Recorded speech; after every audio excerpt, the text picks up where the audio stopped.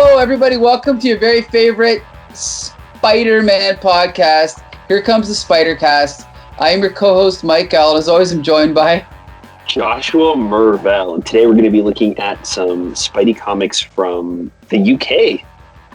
So it's a little bit different from... That's right. And because we have Gia Jolie rejoining us this week again. Thank you for joining us, Jolie. Oh, you're welcome. Glad to be here. Woo! And because we're doing comics from the United Kingdom, we thought we would track down our pal who was born in the United Kingdom, Harri. Harri, say hello.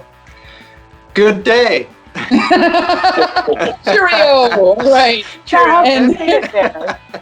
And also joining Harri, we have our good friend Torie. Hello, Torie. Thank you so much for joining us. Hello. I'm just kidding. I'm not English. I'm American. Okay, but Harri, let's be clear, Harri, you're not English. You are. Tell us. I'm Welsh. That's right. And what I have town? English families, so. Okay. And what city in Wales were you born in? I was born a couple of miles out of a tiny village called Llanpumpsaint. What is it called? Llanpumpsaint. Okay. This is beyond my range of understanding. Okay, that's cool. That's very cool. So, when was the last time you were there? 2 years ago? Was it 2 years? Yeah. I think it was 2 years ago. Yeah. Torie, have you ever visited there, Torie? Yeah, we usually go back for Christmas. So we didn't make it last year, but the year before we were. So yeah, it was lovely. I really enjoy it there. Yeah, it's a good time. That's awesome. That's so cool. Okay, so just so everyone knows here, so Harri, you are a you're a comic book reader, right? At least you were when you were younger, right? Yeah. I'm not as knowledgeable about comics as you guys, obviously. My memory isn't the best for comics I was reading when I was younger, but I do have definite fondness for Spider-Man, and now I read more sort of less superhero stuff than more obscure things like not so much of the Superman comics, but what's one comic? What's one comic you read like in the last few years you've read? Rush Limit. I really love Rush Limit. Okay, I've never read that. Interesting. Yeah, there's one. Okay. Torie, before this week, have you ever read any comics, Torie? I do have a Tank Girl comic book. Awesome. I really like Tank Girl. But today I read my very first Spider-Man comic. And I really started to get into Spider-Man this year. Everybody's been spending a lot of time at home. And I learned how to play video games. And we got the Spider-Man game. And it was awesome. And I loved playing it. So I've been getting pretty big into Spider-Man, and so I'm pretty excited to be on a Spider-Man podcast. This is also my first podcast, so a lot of cool. Firsts. Yeah, very exciting. Awesome. So thanks for having us. For sure. Thank you for joining us. So here's the thing is that we've been reviewing Spider-Man comics for over about a year and a half now, and these comics that we read this week are different from any other comics that we've read so far because these are the first ones ever created just for the UK market, okay? So what had happened is Marvel was publishing, they were reprinting their comics in the UK, but they were in a different format. Like, American comics are like whatever size they are, whatever thickness, 32 pages. British comics, at least at the time, were bigger pages, but less pages. They were in black and white, and so they were a completely different format. And so usually what they would do is they would publish half of an American story or a third of an American story and then fill it up with other stories like Battlestar Galactica or the Hulk or whatever. And so at this point, American Spider-Man comics were about at number 268 or whatever, 258, and the UK Spider-Man was at like 600 and something. And so at this point, Spider-Man was getting his black costume, the alien symbiote, and they were worried in the UK that the English kids would reject the black costume. They wouldn't like it. And so they created the story just in case they wouldn't like it. And it would fill up the time that it would take to reprint the American story where Spidey got the black costume. So that's why this story exists. And that's why we're reviewing it. So anyway. Okay. Wow. Yeah. Okay. Yeah. Okay. So anyway, let's talk briefly about. So the creators in this book are Mike Collins and Barry Kitson. G.I. Julie, I know you said you did some research on Barry Kitson. Did you want to talk about him at all? I only wanted to talk about him in the context, like we're going to talk about all 4 of the books at once, which I suggest we do. Yeah. Sure. He was only the illustrator for 1 issue, which was the first issue, and that's why I wanted to look into him, because honestly, I know him from more recent work and more of his later comic book work, and not this one, because I was surprised that the artwork was not so good. Mm-hmm. But I mean, if we want to talk about him in the context of Spider-Man Weekly, this was his first ever professional work. So, oh boy, okay. So that makes total sense. Yeah, they kind of went to they scraped the bottom of the barrel then, didn't they? A little bit. Well, not really. I mean, I think that they picked someone good. They didn't pick somebody. Oh my God, I don't want to say that out loud. I almost did. They didn't just pick somebody. They picked a talented artist. He's not as talented as the regular artist, which is what's his name? Sorry. Ron Friends? No. John Romita? No. 2, 3, and 4 of the comic book that we're talking about, Collins? Oh, Mike Collins. Oh, that's it. Yeah. So it wasn't Collins, and I who ended up just writing and illustrating the rest of the issues, just on his own. I don't know if that was like a choice or if someone loved Kitson so much that they stole him away. I don't know, but it wasn't the same as the art in the next 3 issues. That's all I'll have to say about that. Well, I think Mike Collins only drew the last one. I think Barry Kitson did the first 3, but in any case, they split up the art duties. Okay, so anyway, we'll confirm that later. But Barry Kitson is more famous to American audiences for doing Legion of Superheroes, Superman, Empire. He works with Mark Waid a lot. I personally have never been a big fan of his art, but because Mark Waid likes him, I don't want to diss him.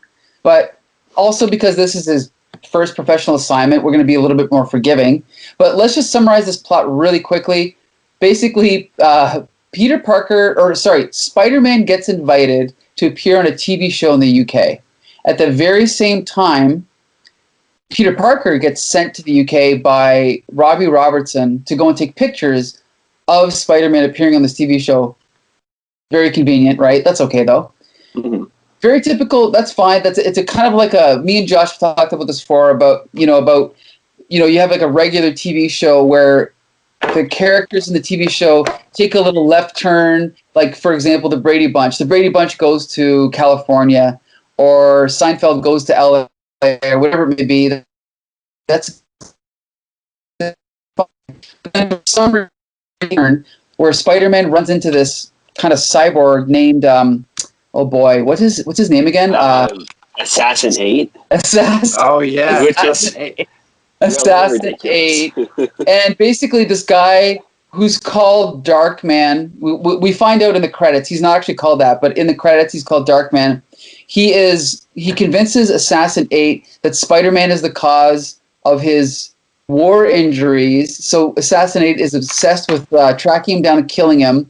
And then basically he tries to do that. Spider-Man defeats him. Spider-Man saves the day. Spidey comes back home. The end. So that's pretty much the story.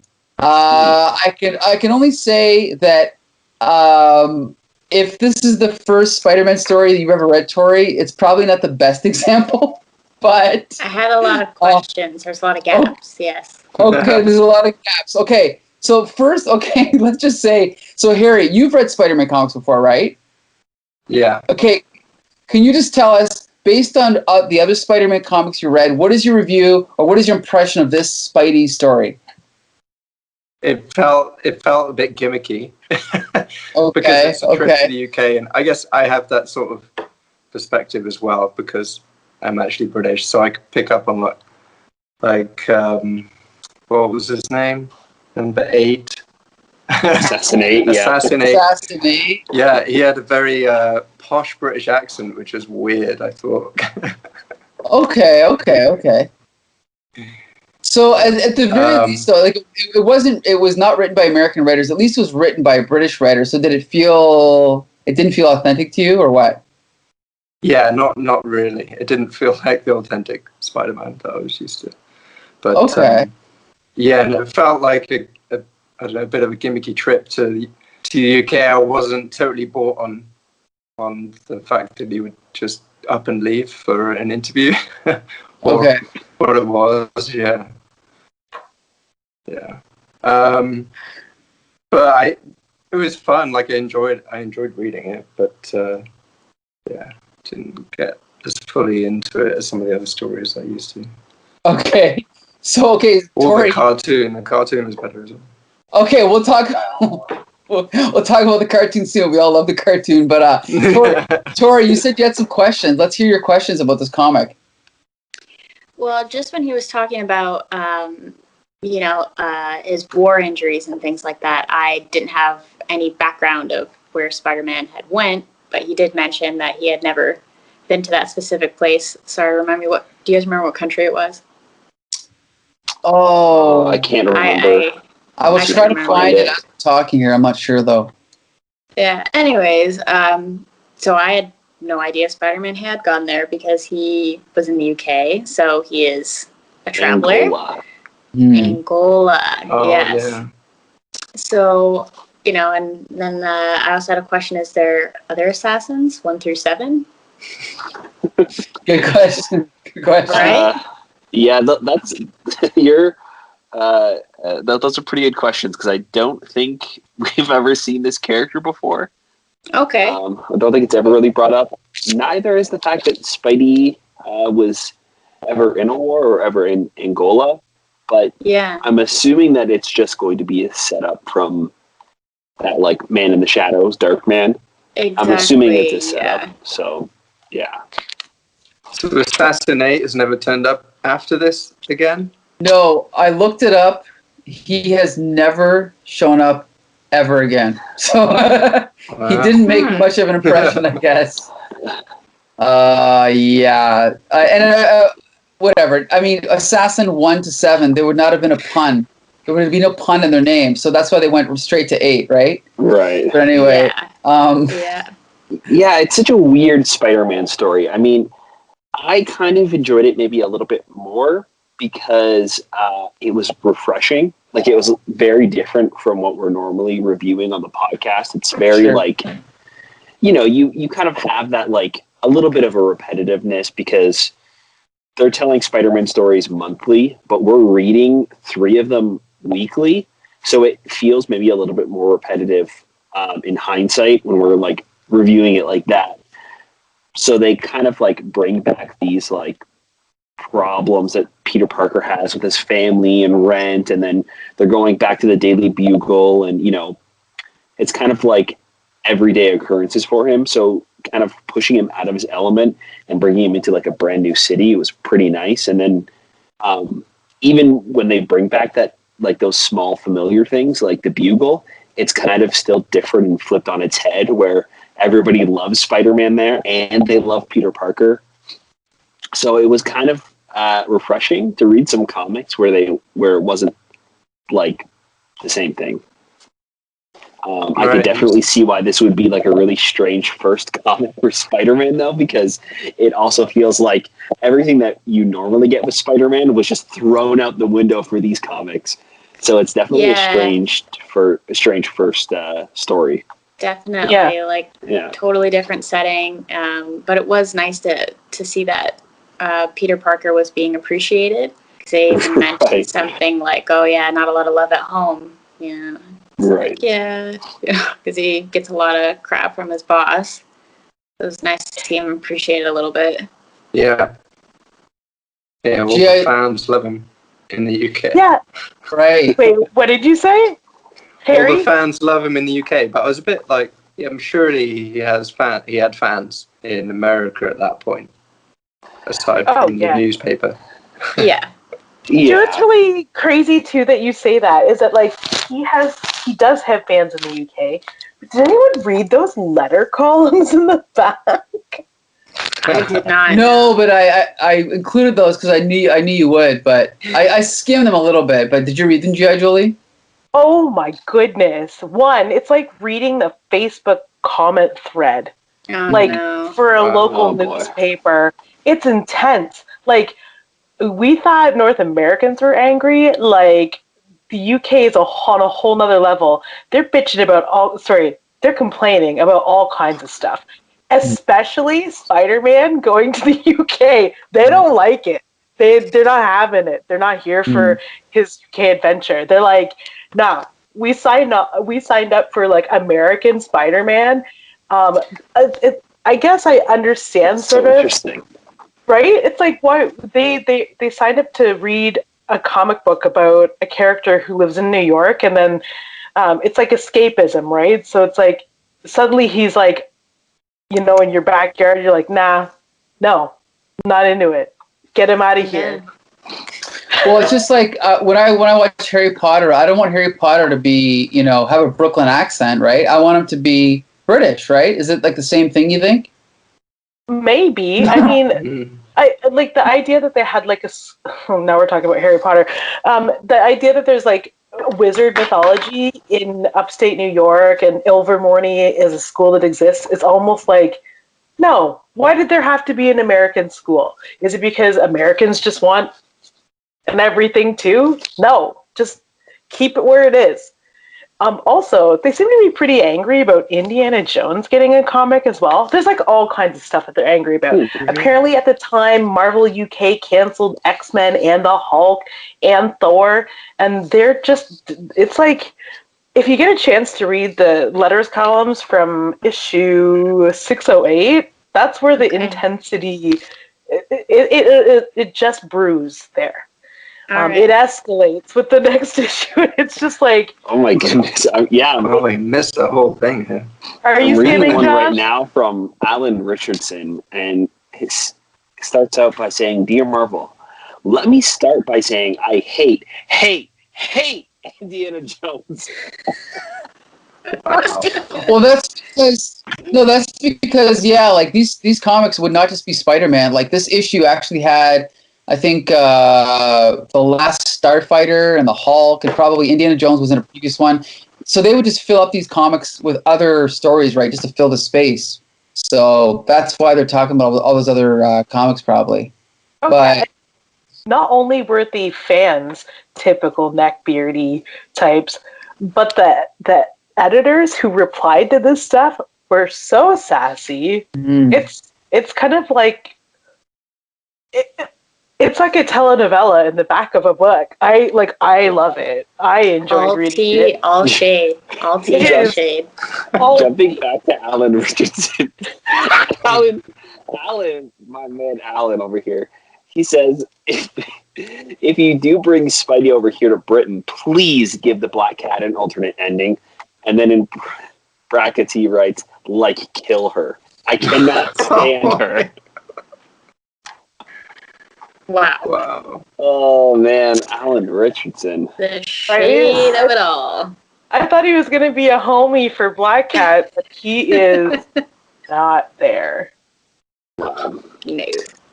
Okay, so how about this? Man in the UK.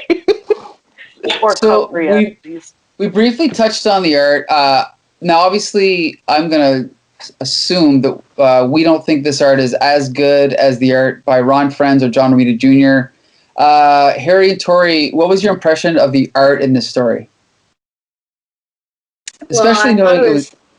I thought it was interesting that it was in black and white, even though I'm not big into comics. When you think about a comic, I think about lots of color and things like that. And so I was interesting. This is in black and white, but we've already touched on that. Yeah, so that was my observation of that. Harry? Yeah, I thought it was alright, not bad. I did find some of the characters interesting, how they're drawn, as all their muscular features were very prominent. Okay. Not a complaint. Not a complaint. Mhm. But yeah, I thought it was alright. It was, not amazing, but yeah. All right, no pun intended. Yep. And then, okay, what about the art? You know what? I thought the art was fine. It was nice. It was neat, but you can tell that this is a young artist just starting out because it just looks very. I don't want to say amateur, but it does. It looks really amateur. Right. I didn't mind the art in the issues. What I really wasn't a big fan of was the covers. Oh, really? I thought the covers were better than the art. Okay. I don't know. It just, I guess maybe I'm just not a big fan of the hyper realistic rendering, the painting style of it. Usually I don't, but yeah, I see where you're coming from. Yeah, I like the classic looking comic covers that kind of look like the I inside. did quite like it black and white. It does make it look classic, obviously. Jolie, what were you gonna say? I was gonna ask Josh specifically which cover he was talking about. I'm just flipping through them. 608. I think it was the one that had the I don't think any of the other ones did. Yeah, it was the dragons. I didn't hate it. It's not like it was badly done. It's just not my favorite style. It looks like it should be airbrushed on the side of a big black panel man. Or it's a cover of a really crummy novel that you would find at the checkout of a grocery store. I could see that. Yeah, it looks weird with the dragons. But I have a question about this with the whole dragons and his dreams and that he was seeing things that weren't really there. Mm-hmm. Who is this guy? Does he come up later? It's not explained in these comics. Does it have any links with Mysterio? No.